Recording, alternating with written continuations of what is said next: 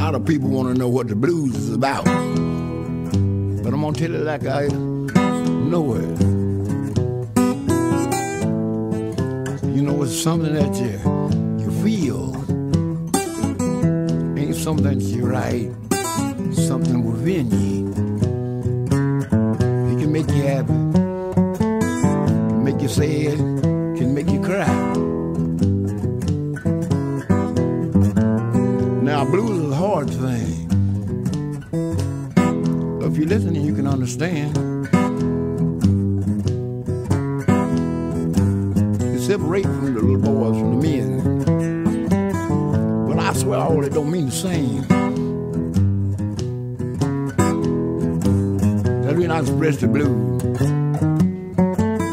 I done hobo and I done read the train. Now, blues is a feeling, something that you'll never forget. Make no difference where you're at. You can be at home, or you can be taking a trip. Now that's the blues. Something in your heart make you feel like that. Welcome to the Friends of Dan Music Podcast. I'm Dan Miles. Today we're going to be talking about the Music Maker Relief Foundation, which is a nonprofit organization based in North Carolina that's dedicated to assisting deserving musicians and helping them to preserve their musical legacies. Joining me now on the phone from Hillsborough, North Carolina is its founder and president, Timothy Duffy. Hi, Tim. Welcome to the show. Hey, thanks so much for having us on the show and having me on the show. I really appreciate it. Not a problem. I thought we'd start by having you explain the type of services your organization provides and the criteria for receiving assistance. The Music Maker Relief Foundation was founded to help elderly, impoverished artists in need, Southern musicians in need. And we help them with our different programs. We have the sustenance program. Many of our artists are living on $5,000 to $7,000 a year.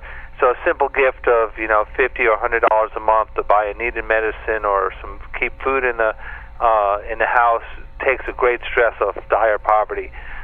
Musical development, where we help artists with a repertoire and get them a wonderful CD showcasing their music. We donate the CD to them free of charge, which they sell in their community. And music buyers and music fans around the world can listen to them and learn about them. And cultural access is where we, over the years, have had relationships with talent buyers throughout the world in the States, and hopefully we can get them on shows where they can get out and sell their music and people can really enjoy what they're doing. To be eligible, most of the artists are 55 years and older and have an income of $18,000 a year or less and are rooted in a Southern musical tradition. And in reality, I said we deal with the most extreme poor, poverty-stricken artists in the South. I mean, the average income is $5,000 to $7,000 a year, if you can believe that. How long have you been doing this now? We have been doing this. We formed the organization in '94, and so that's 17 years now. Do you have any idea exactly how many artists you've been able to help? Are you just keeping track? In these like intense kind of on one-to-one relationships, about 300, and after Katrina, we helped a great deal more, but I don't want to count those because that was a one-time help with financial aid. But you're talking about hundreds of artists. Yes, hundreds of artists. Well, I know that your original mission was to assist blues artists, but I know as you said, you've widened your scope to include other Southern musical traditions. But for the purposes of this show, if it's all right with you, I'd just like to stick with the blues. Oh, I love the blues. The blues is where it's at. And before we start to listen to some of your artists, I wanted to talk a little bit about the blues just itself as a genre.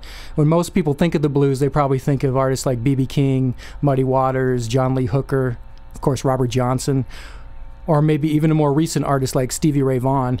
For myself and many of my peers in my age group, our first exposure to blues would have been things like You Shook Me from the first Led Zeppelin album, or maybe Red House by Jimi Hendrix.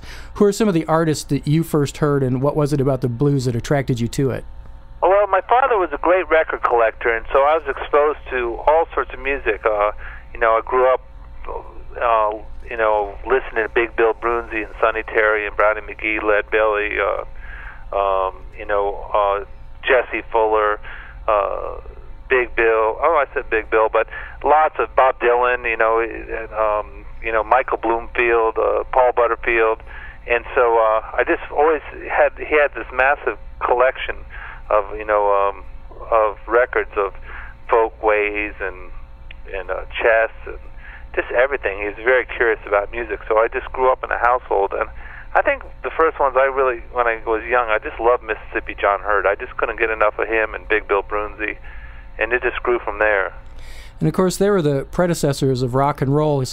That one of the defining characteristics of blues is the 12-bar chord progression that virtually all of the songs that laid the foundation for rock and roll also use. They basically just sped it up. Things like That's All Right Mama by Elvis Presley, Chuck Berry, Johnny B. Good, Tutti Frutti, Little Richard, pretty much every Little Richard and Chuck Berry song.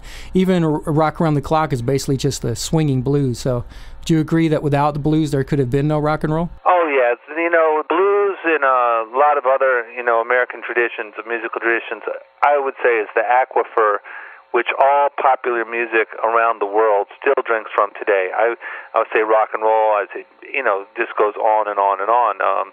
Even to Lady Gaga, I'm sure it's influence to the American music that was created when between slaves and poor whites and indigenous folks from the South that created this great culture that's a great gift to the world. And there's not one world popular music that's unaffected today, period. Well, of course, blues has influenced and been influenced by a variety of genres, including gospel, folk, country, jazz. And when I listen to your artists, I definitely hear elements of all of those incorporated into their styles. One unique aspect of blues is that in this youth-oriented culture of ours, it's a rare exception where being older is actually viewed as advantageous rather than detrimental, because the assumption is that in order to be an authentic blues artist, you need to have suffered some hardships in your life. And of course, most blues lyrics do focus on life's unhappier topics. At the start of the show, we heard a track called Expressing the Blues by Guitar Gabriel, and I understand he's one of the first artists you worked with, and your experience with him was what inspired you to create the foundation. Can you tell us how you met him? Oh, Guitar Gabriel was like meeting an Albert Einstein character without a dime in his pockets. He was just a genius. I just came out of UNC Chapel Hill, University of North Carolina, Chapel Hill, getting a master's degree in folklore, and I studied for the Southern Folklife Collection. I was collecting music for a guy named Guitar Slim, a guy born in 1900, an old blues rounder. And right before he passed, he said, "Man, you need to find this guy named Guitar Gabriel." And I woke up one day, I was teaching school or substitute teaching, and I got a call from a principal of the inner city, and I asked the kids, anyone heard of Guitar Gabriel? And one kid said, oh, he's burned up in a house fire. Someone said he was murdered, and one little girl said, no, he lives next door to me in the projects, and she gave me a little map to a drink house. It's like the North Carolina version of a juke joint. And I went there in kind of a rough section. I said, Guitar Slim sent me to look for Gabe, and this guy named Hawkeye bounded out the door and took me over to Gabe's apartment, and this little slim man came bounding out the door, said, where have you been? What's taking you so long? I know where you want to go. I can take you there. When I die, bury me with my guitar. I mean, it's like, who is this guy? But he sat down and played the guitar and started singing, and a postman came out and he was singing songs, lyrics about him, and incorporating all life situations immediate happening now into beautiful poetry. It was like meeting a Lightning Hopkins, modern-day Lightning Hopkins character, and I was so excited. I just couldn't barely sleep for a week. Brought all my friends down there, and I found out he had made a pretty good recording, in 1970, the Welfare Blues, and it didn't go anywhere, and he just kind of, disappeared back into the South, and found out his history. He had traveled for years in this undocumented tradition of the black circus acts playing in the big top, and the guy could play ragtime, hard blues, anything, and he knew musicians everywhere, and but then again, he was old and on his way out, and it was immediate, that he couldn't. There was no real place in the record industry for him, or he couldn't tour hugely like a young artist, and I go visit him, and he'd be more worried about getting his wife his medicine, and so we toured and played a lot, put out a little cassette that got us gigs. You know, if we traveled to Europe, played Lincoln Center, played Carnegie Hall. People like Eric Clapton came to visit me. It was crazy, you know, just because that guy was that good. You know, it was a fascinating time, and he was the impetus because, you know, certain people I knew of me, you know, helped me, came up with the idea to start a foundation to help artists like Gabe, and within a couple of years, I met people like Willa Mae Buckner and Preston Fulp and Micah Vine Hayes and old jazz musicians like Mr. Q and all around North Carolina, all friends of his, and they were just as equally as charming and good. And I thought I spent my whole student life since high school through college through graduate school surrounding myself with elderly master folk musicians. And one thing I always noticed, the greatest of these folk artists I knew lived in terrible poverty. And now that I had a degree, I didn't want to stop hanging out with such folks and learning from them. And I'm probably a pretty good guitar player, but I was better at trying to figure out ways to help them deal with this poverty and figure out how to get their music heard. Well, being from another generation and another race and another economic level, how much did it take for them to warm up to bringing you into their world? And was it instantaneous, or were they kind of skeptical? No, I think early on it was very difficult. I spent a lot of time gaining the trust of Guitar Gabe, and spent a lot of time getting the trust of, you know, artists down in Georgia I was working with. And trust is earned; it's not just given. And you know, when you say you're going to get someone a guitar, and you have to go get them a guitar. If you're going to go get someone a gig and you're going to pay them this much money, you have to go there and make sure they play and get that much money. And you know, once Gabe got success and more artists, over the years, you know, word of mouth spreads amongst musicians. Right. And, you know, now we have so many musicians wanting that are identified in need of our services, but we can't, you know, we have to grow much larger to help. Right. You know, at this point, you've helped over 300 artists, but I'm talking about when you were just on your first one, and like you said, you roll into gone to doors like J.W. Warren down in Ozark, Alabama, for the first time, and I had to talk to screen doors for 45 minutes at a time. Just they're wondering why I'm there. Or the last guy that came by like me, you know, took their music and never did anything with it, or never gave them a copy, or never paid them what they thought they were supposed to get, or, you know, had, you know, and I still have to deal with that. You know, not everyone, not every artist, someone has, you know, been down the road and they've been trying to be a professional musician for 75 years and they're not there yet, has had some trials and tribulations. So, you know, when you get to someone, a lot of times it's just getting to meet people and talking and learning to be their friends, and you just don't jump right into it. No. It sounds like a Guitar Gabriel himself warmed up to you right away, though. And yeah, he sure did. And speaking of him, I've listened to a lot of his music at this point, and I've seen a lot of photos, and he's got a pretty crazy taste in hats. So what's the story with that? He had that big white fuzzy he wore every time. He put that on right before we started working together. He said he was an old carny and he needed something to wear to identify him, and he put that hat on and he never took it off.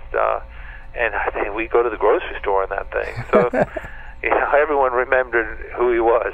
Yeah, well, I'll post some photos of Guitar Gabriel and his fur hats on our Facebook page so that our listeners can see what we're talking about. Well, I think there's some wonderful music on, you know, our site if people get into him. He's a wonderful poet and just a great guitar player. Oh, yeah. Well, speaking of music, I want to play some music now. Let's take a listen to a different one of your artists. This is going to be Neil Patman.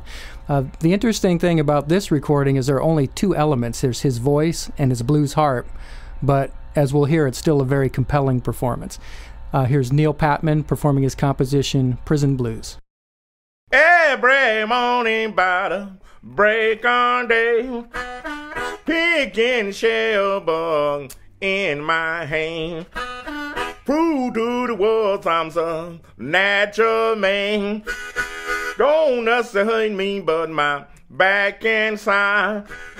Don't nothing worry me but my wife and child. If you ever want to do a crime, You better stop before you make up your mind.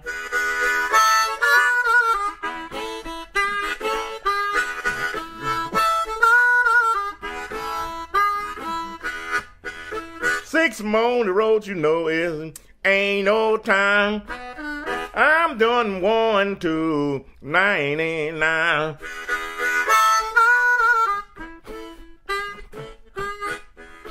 Wanna who loving my baby tonight. Wanna who holding her by her hand.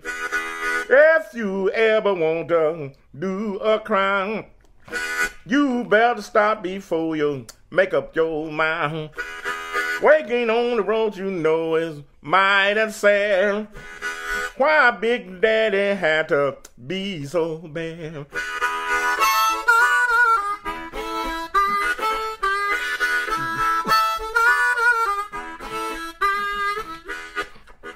Got plenty women, you know, all over town.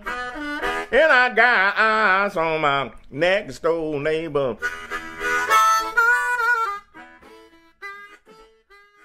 Well, as a songwriter, I find it interesting that he doesn't seem very concerned about whether his lines rhyme or not.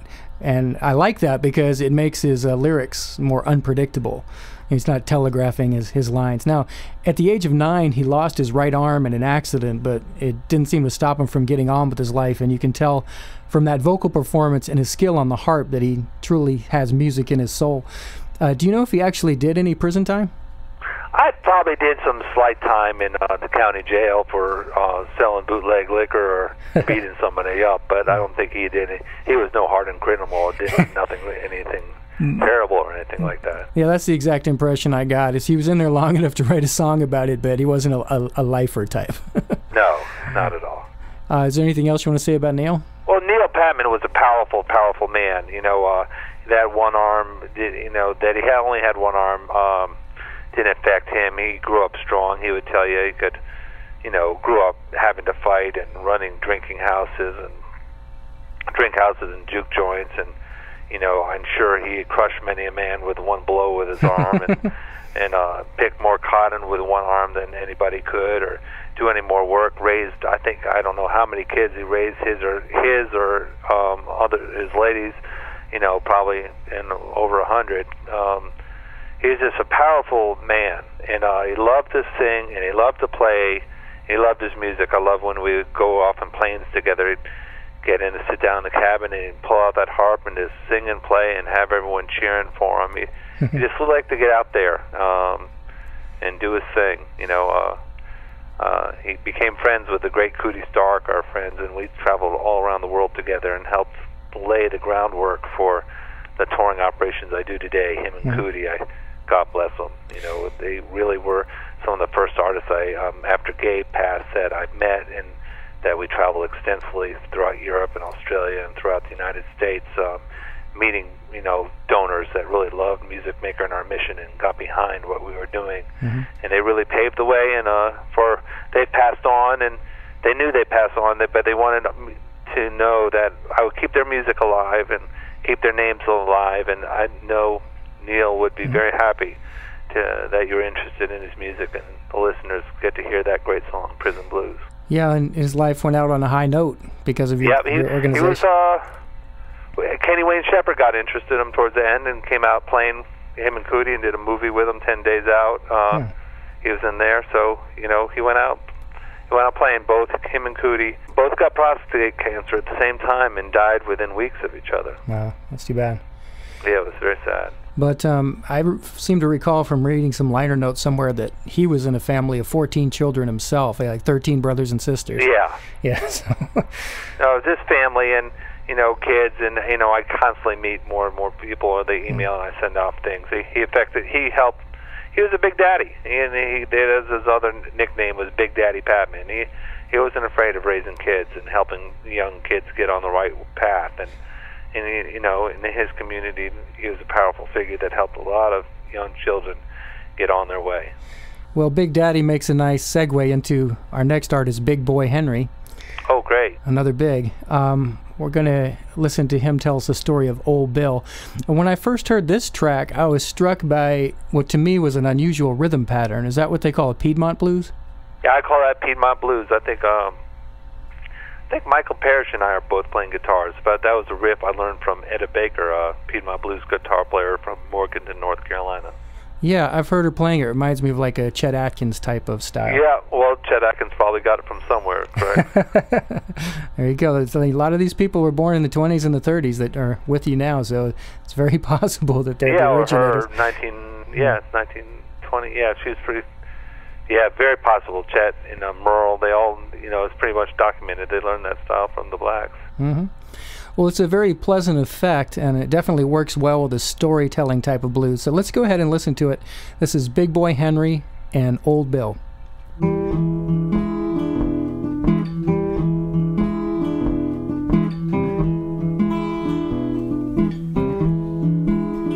You know, I'm sitting here thinking about a few years when I was a little boy. I used to have a little rooster called Old Bill. He would sleep in my windowsill. Then he always would follow me. Wherever I would go, he would follow me. So I heard my mother talking one Sunday morning, you know, she's a Baptist woman. She loved to wear them big hats, dress up, I heard her tell my papa. She said, listen, old man, so we're going to fix old Bill. We're going to cook old Bill this morning. I said, oh, Lord. The preacher coming, and the preacher got to have some chicken, I said, Lord, they're going to kill old Bill. They're going to kill old Bill this morning soon. Well, they're going to kill old Bill this morning soon. Old preacher going to eat old Bill. Carry old Bill to his lonesome home. Now mother got up, daddy got up. I had a pretty mother, If no man was jealous, he always kept his gun behind the door, Preacher come and stay with us, Sometime when my daddy went down, the old preacher come in and asked my mother one day to give her a holy kiss. She said, no, my husband killed me. I can't do that. I was watching, I watch everything around there, But I looked out in the yard, I saw old Bill. I said, now they're going to kill old Bill for that old preacher. Daddy got up early this morning, grabbed old Bill and wrung his neck. I hear Bill try to call, don't do it, but it's too late. Lord have mercy. They done kill old Bill. Bill won't come round the door and get no more crumbs. They killed old Bill this morning soon. Whoa, they killed old Bill. Killed my rooster this morning soon. Old preacher got old Bill. Done carried old Bill to his lonesome home. So that Sunday the preacher sitting around the table. They stewed old Bill and put pastry in it, Mother said, come on, Sonny. I said, no. I can't eat my rooster. Old preacher stood to the table, He like eat the whole rooster. Sitting there picking his teeth, telling jokes and lied to my daddy, But after a while, he decided he got get ready to go home, catch the bus. He said, well, I'm going to see y'all the next go around. I seen he looked at my mother, and give her a smile, Mother turn her head, She know the old man watching, I ain't kidding. The old man was beside the old preacher's head. But anyhow, old preacher left, started down the road. Tears come rolling down my eyes. They killed old Bill. Old Bill ain't here no more. Why they kill old Bill? Old Bill ain't here no more. Preacher got old Bill. Old boy going on down the road. Goodbye, Bill. Goodbye.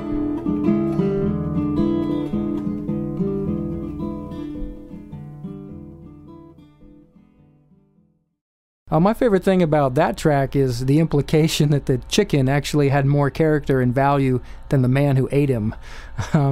He's got a great speaking voice and a great singing voice. How did you become acquainted with Big Boy Henry? I met Big Boy Henry in 1981 when I first moved to North Carolina. I was visiting Chapel Hill. I went to a local coffee house, and there Big Boy Henry was playing and singing harmonica, and Slewfoot was playing guitar, and pretty soon Slewfoot, the guitar player, asked me if I could play guitar, and I was up there playing guitar with Big Boy Henry. I been in the South for 2 weeks, and there I was with this great, gracious man, and I had no idea what I was doing, but he didn't seem to mind. He was very patient, and we struck up a friendship that lasted till he passed. And he was just a wonderful blues man.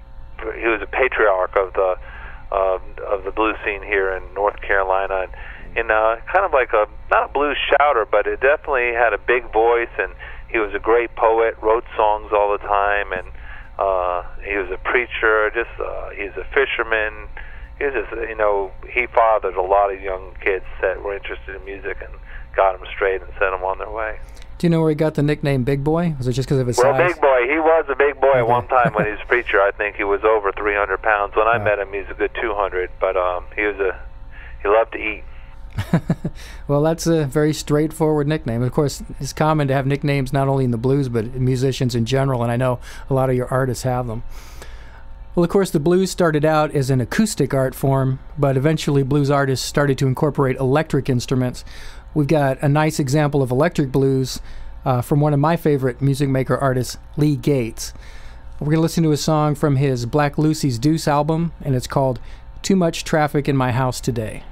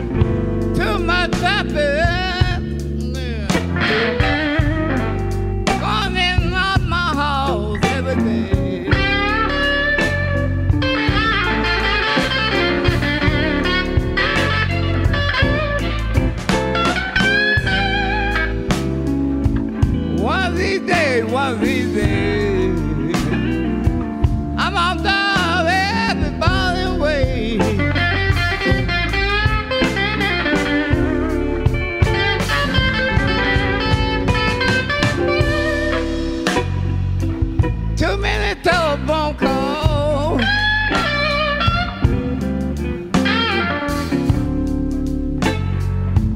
They say now the wrong number, can't you see?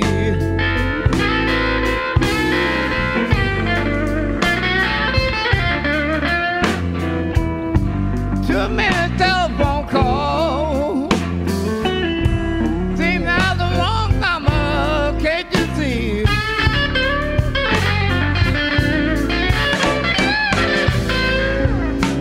I believe somebody's checking on me.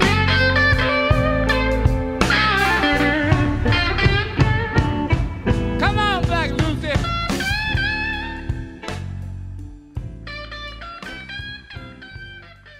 Well, that's some pretty hard-hitting music, and he's obviously a very powerful and expressive guitar player, but I like his lyrics a lot, too. What can you tell us about Lee? Lee Gates is from Pontotoc, Mississippi, and his father was a guitar player, and his mom was a guitar player, and his brother moved off to Texas and had a son who's a very famous guitar player named Albert Collins. Oh, yeah. And so Albert Collins is his first cousin, and you look at Lee, it looks like a tall Albert. Lee is this great guitar player, plays all the time, and you see him, he is just wrapped with muscles. He's in his late 60s, and he looks like a NFL star. All the muscles wrapped around his body, and Wow. he takes that ferocity and really puts it into his guitar playing and his lyrics. And he's just a character. We just did some shows with him, and he just loves to play. He plays all the time, and we have 3 CDs, and he called the other days working on his 4th. Yeah. Well, you know, I picked that particular track because I like the lyrics of it, but I could have grabbed anything off that album. It all has that same, you know, when he plays the guitar, you can tell he really means it. Yeah, he's not fooling around. He likes to go out at night and cut heads with the young kids. Bring them on, huh? Yeah, said, bring it on, I'll cut you. That's what he lives for. The lyrics are great. They're very topical and very heartfelt, you know, and they're real. That's what's so nice about the blues.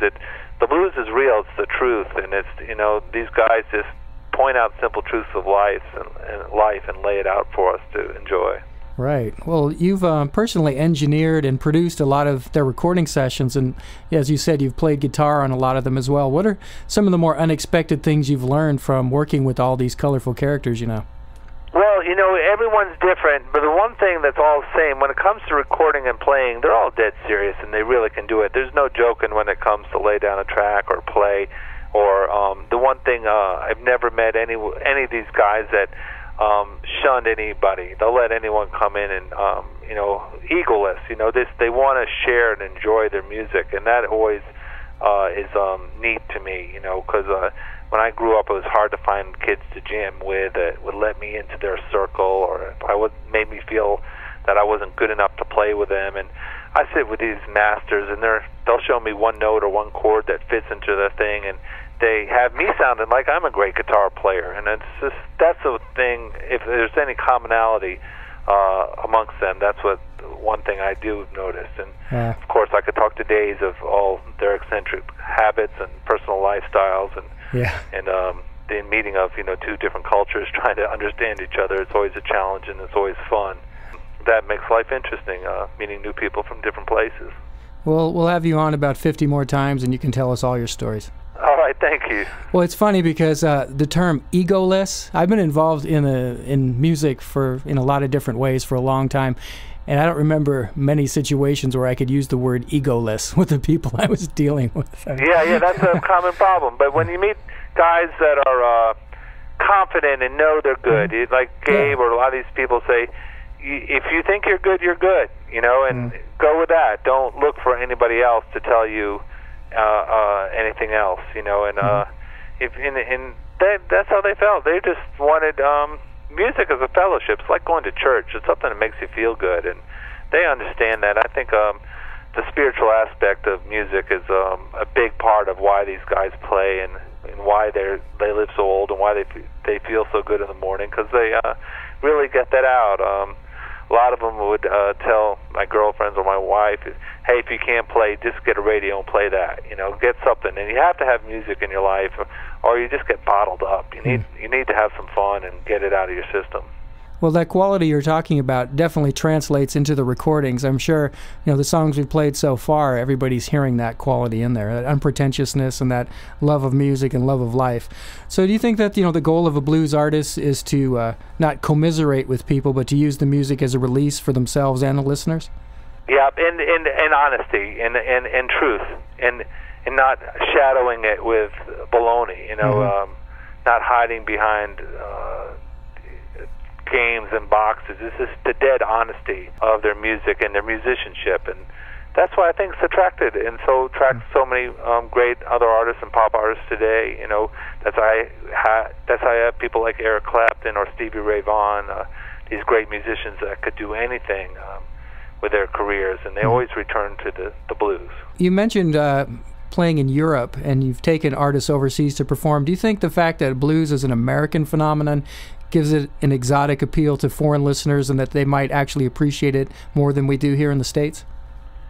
Well, I know that they appreciate the art, the kind of blues I do more over there, but I don't know if it's just that, because they appreciate all sorts of world music. It's the musical world view of each of the countries you go to. Like a typical German festival or French festival will have, a high life band from West Africa, maybe a choral group from Russia, then with a metal band, from America, and a blues act. They're just into music. They're just music fans. Yeah. And they just really push it up there. Here in the States, everyone, it's the heart of the music industry where everyone wants to go, and the jazz and the blues artists are thought of as brothel music, bar music, it's the lowest form on the the hierarchy of American music. And but like Gabe said once, if you want to know anything, if you go into a town, you don't want to go to the big lawyer and ask him what's happening. You want to go to the wino under the bridge, and he'll tell you everything that's happening. Right. And so that's kind of what the blues is. It's just our lot here, where we the musicians don't enjoy the high success of everything, but they see everything, and everyone takes their music. So it's nice that they have a nice place in Europe that enjoys and nurtures that. That was true during the Jim Crow times, when a lot of jazz musicians went to France and Europe to escape racism and flourish. And it's wonderful now that they take blues artists and jazz artists still and help them. Even like singer-songwriters are very big, and lots of American traditions or world music traditions are enjoyed in Europe. I don't know if we'll ever catch on to that. I wish we could. Well, there's that great film with Dexter Gordon, the saxophonist. I think it's called Round Midnight, where he goes awesome to France. Film. Well, you mentioned performing at Carnegie Hall, and you also mentioned the brothel level thing. It reminded me of I don't know if you've heard this story about Harry James playing at Carnegie Hall with Benny Goodman, and he was asked afterwards what it was like playing swing music in what was traditionally a classical venue, and he said he felt like a whore in church. Okay. Well, those guys have a quick wit, don't they? They're all great. You had also mentioned that you'd attracted a number of high-profile supporters. Eric Clapton, you mentioned Pete Townsend, I know, Bonnie Raitt, Morgan Freeman, even B.B. King himself. And it took me around the world with him. Wow. And Taj Mahal is an artist our listeners might know. He's actually taken his involvement to another level. Taj Mahal, since he first I met him at Ocean Way Studios when he was recording, and Rolling Stones were recording with B.B. King, and he introduced me, all those guys introduced me to B.B. King, who was recording Deuces Wild at the time, and B.B. was struck by the cause, and I helped with the recording session when met everybody. They introduced me to everybody, and it was wonderful of them. But Taj, till this day, till then, soon after, it took us Music Maker Blues Review on a 42-city tour throughout the United States. He's visited Music Maker headquarters numerous times, made records with Etta Baker, John D. Holman, Cootie Stark, Neil Patman. When I met this young group, I managed the Carolina Chocolate Drops. He gave me numbers to call and lent his support, took them on tour to help him, to help them get started as an opening act on tour with him. We just love him, and he loves our cause and our mission, and He's brought people like Bonnie Raitt closer to us, and Harry Belafonte, and all sorts of wonderful people. But besides all that, just the music that he's made with these artists is just stellar. And there's an album called Cootie Stark Raw Sugar. It could just be called Taj Mahal. I think he plays every track with Cootie, and it's just a genius seeing Taj as a sideman playing banjo, upright bass, and guitar. As, real masterwork. Yeah, I haven't heard that one. I'll check it out, but I've heard his John D. Holman recordings, and those are cool. Oh, that's great. Great piano playing. Yeah, and a ham bone. Yeah, just amazing.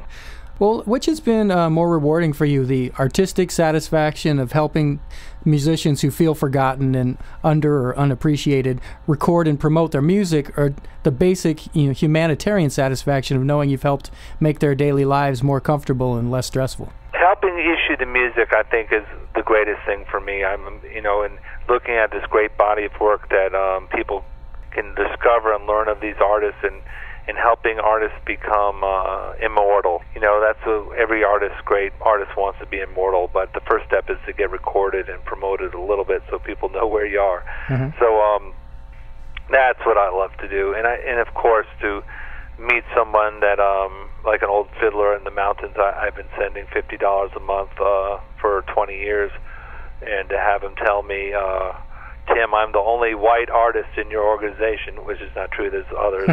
I was once a racist. He knew me as a racist, and I've given up my church and joined the Universalist Church. This guy was a Baptist, and I've given up those racist ways, and I love all men equally. And to have someone tell me that, and to change that something that deep in someone's heart, and to open up, that's the kind of stuff that makes you feel good about yourself. And they did reach somebody, and the music did really. Music and faith can move mountains, and you just have to put one foot in front of the other. Yeah, that's what we try to do. Yeah, and it's extraordinary, the effort you guys have made and the results you've gotten. Now that you've become more established, are musicians coming to you, or are you still having to go out and find them? Lots of musicians come to us, and there's too many. Like I said, there's so many musicians out there. But the one thing I'm always on the lookout, I'm looking for the more archaic forms of American music. I'm looking for the people carrying on the very esoteric styles of blues, and the most real and rooted folks. So I'm always looking out. I get piles of stuff all the time. A few years ago, I got this little cassette from Alabama from a fellow named Dr. Burt, and it was the worst recorded cassette I ever heard, but I could hear through it, and I knew it was just great singing and great blues. And the fellow is Dr. Burt, and as of late, after working with him for about 3 years, now he's touring regularly around Europe and the States, and is coming into his own, and that is wonderful. Well, I can imagine someone seeing one of your shows or hearing one of your CDs or seeing a film or listening to a podcast like this, and either themselves or knowing someone, that kind of is a good fit approaching you. But I can also envision, you're talking about someone that makes, you said, $7,000 to $8,000 a year. That person isn't going to have the internet at home, probably. No, and they're not going to have that. No, they're not going to. And a lot of it is referrals, musicians referrals, or other fans letting us know of, like a Boo Hanks, who was was actually a donor, whose mother told him, said, "Hey, you're interested in that kind of music? Go visit that old guy that lives down the street. He's a great musician, And this guy showed up with this musician at my door, and we made a record for him that afternoon. Wow. Who do you think is your greatest discovery? I don't know. Guitar Gabriel, I guess, because he helped me get it going. Yeah. If I hadn't met him, I wouldn't have done all this work. That's what I was expecting you to say. Well, I know that phrases like scratching the surface and tip of the iceberg are cliches, but this is a case where those phrases do apply, because there's clearly a whole lot more to the story than just the few tracks we've played today. So to find out more, go to the official website, which is www.musicmaker.org. In addition to Tim's many other titles, you can add photographer to the list. In 2002, he published a book called Music Makers, Portraits and Songs from the Roots of America, containing candid photos of many of the artists he's worked with, and it also comes with a 22-track sampler CD, which would make an excellent starting point for anyone out there interested in learning more about his talented stable of artists. If you're interested in making a cash donation to help out the cause, of course, we encourage you to do so, and keep in mind that they're also always interested in musical instrument donations. So if you've got a quality instrument at home that's being neglected, they'll be more than happy to put it in the hands of someone who will put it to good use. Have you gotten a lot of musical instruments donated over the years? Oh, so in wonderful instruments, wonderful Stratocaster guitars, Gibson Les Pauls, pianos, organs, Ludwig drums, it's nothing better to go to an artist who's down on his luck. And I was just little Freddie King out of New Orleans. I just was down there and gave him a American-made Strat, and he was just so happy to have a quality Stratocaster to play. They know really what to do with that stuff. To me, I'm not a level musician. I can really get all the tones out. But you put a master guitar or master banjo or a wonderful instrument in the hands of a great artist, it's something to see, and it's a good thing to do. Well, I've known a lot of people over the years who bought an instrument and they were interested for a while, and then either due to lack of time or lack of talent or whatever the reason, that beautiful brand new Les Paul has been sitting in the closet or the attic. Yeah, we get a lot of those, and you get a tax deduction for that, and you get the joy of helping out someone else that could never afford such a thing. Well, if there was ever a cause that deserves some generosity, I would say that this is it. And of course, just buying CDs from your artists helps out too. So the world which that is going away, people buying CDs. We appreciate people buying CDs. It's nice. And if you look on our website, we can sign up for a weekly e-blast at musicmaker.org. It goes out every Friday, tells where people are playing and what we're thinking about and what we're up to. And so maybe you get a chance to see one of these folks. Yeah, definitely. I know that you have a lot of artists playing in a lot of places, and we do have listeners scattered all over the country, including a lot of people in your area, actually. So yeah, and we're going out to a thing. We have this kind of Music Maker Rendezvous where we all get together. We're going to Columbia Roots and Blues Festival in Columbia, Missouri. Derek Trucks and Susan Tedeschi are headlining it. I'm bringing out a big group, and everyone will. With this rendezvous, we'll all be having a jacket made and hanging out together with at the hotel with the artists. And having fun. So, we're going on fishing trips with Taj Mahal. Just, we do a lot of fun stuff. And it's more, I think a lot of people get involved with that, like the music, but they like the fellowship. They meet other similar, like-minded music fans that like this kind of music. So if you are a fan of Lee Gates and actually make it to his show and look around, you'll probably find some guys you like to hang out with, Well, I can imagine someone like B.B. King or Taj Mahal coming across you and your artists and your recordings, just feeling this breath of fresh air, that's what they say. It's very pure. It's not something that some L.A. producer got his hands on and made a mess of. Yeah. No, we just put up a couple mics and I let the musicians speak for themselves. I really don't get involved in coloring their music at all. And there's so many great artists you've got, like you mentioned, Cootie Stark, George Higgs, Etta Baker, the Snake Lady. It goes on and on and on. All these great artists people can learn about. I've enjoyed, in preparing for this show, learning about all these artists and listening to all this music. And if you go on our Music Maker website, we had some great interns update a lot of the artist profiles, and there's little slideshows and write-ups and at least 3 free MP3s of their music on every page, and there's a great YouTube channel, and you can see how, and he's on the Music Maker YouTube, little 3-minute things of how to drink a beer by Captain Luke, or just little funny how-to videos and little music clips of Guitar Gabriel. We've talked a lot about him, to actually see him and have him look at you through your computer. It's fun. And I also want to mention that you do have artists that have a more contemporary style and more contemporary sound as well, and I've enjoyed some of that, but I wanted to sort of stick with the roots in this particular. Oh yeah, and we actually have a young artist did a hip-hop kind of thing called Soul Volume Blue. That's kind of nice. I like it, like trip-hop. I don't know what it is, but I would say any of the stuff we have, you pick any record out, you're going to have fun listening to it. I agree. This episode of the Friends of Dan Music Podcast has been brought to you by Mojo Recording Studio. Our regular listeners will know that Mojo is where we record these podcasts, and our engineer Mike Post is a longtime supporter of the Music Maker Relief Foundation, and this episode was in fact his idea. So if you've enjoyed today's show, he gets all the credit. Well, I thought we'd give the last word today to another great music maker artist, Beverly Guitar Watkins. Listening to this track, it's easy to see how rock and roll emerged from the blues. Do you want to give us a word about Beverly?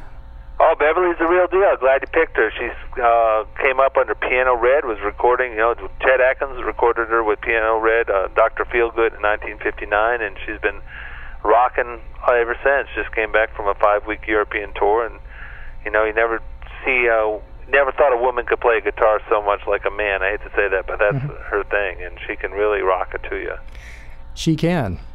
Well, what you're doing is very commendable, and I know all the artists you've helped are eternally grateful for what you've done for them. It's always nice to know someone not only appreciates what you do, but is also willing to go the extra mile and actually make things happen for you. So thanks on behalf of them, and thanks for being my guest today. Oh, thank you for reaching out, and please be in touch. I'd love to do it again. This podcast was recorded at Mojo Recording Studio in Phoenix, Arizona. It was engineered by Mike Post. Thanks again to Timothy Duffy, the Music Maker Relief Foundation, Guitar Gabriel, Neil Patman, Big Boy Henry, Lee Gates, and Beverly Guitar Watkins. Here she is singing and playing lead guitar on her own composition, Ms. Dr. Feelgood. Thanks everybody for listening, and this is going to make you feel good.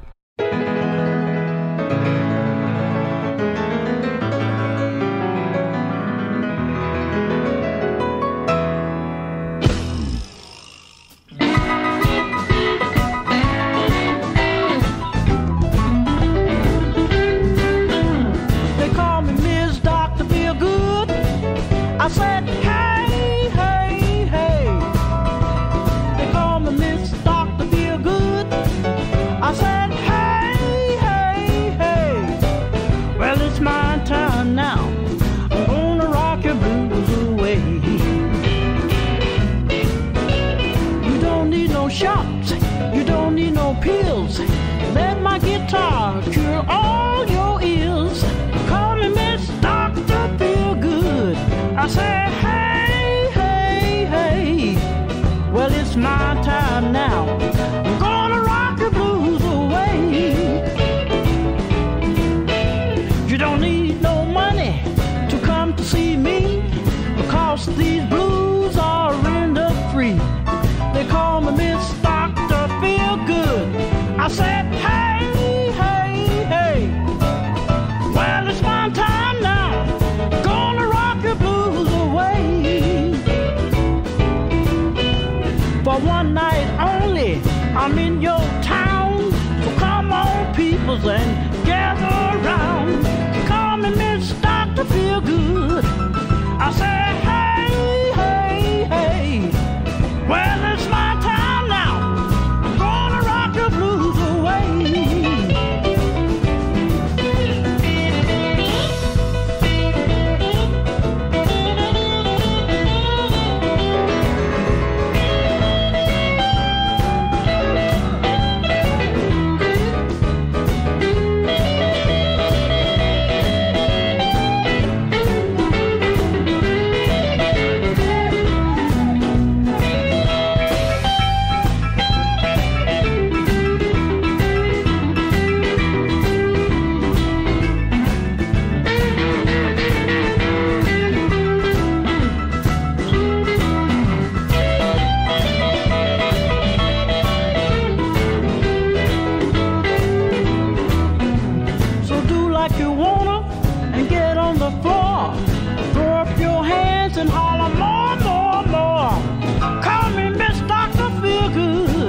I said, hey, hey, hey. Well, it's my time now. Gonna rock the blues away. They call me Miss Dr. Phil.